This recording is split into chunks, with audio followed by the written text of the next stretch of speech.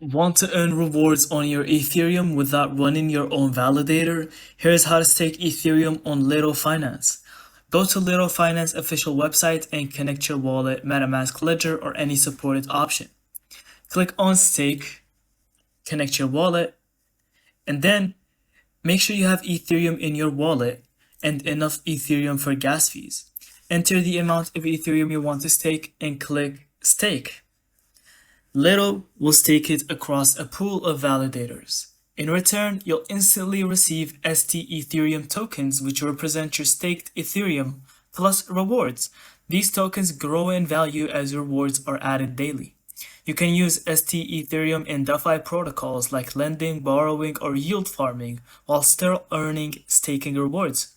To unstake, simply go back to Lido and redeem stETH for Ethereum. The process follows the Ethereum withdrawal queue.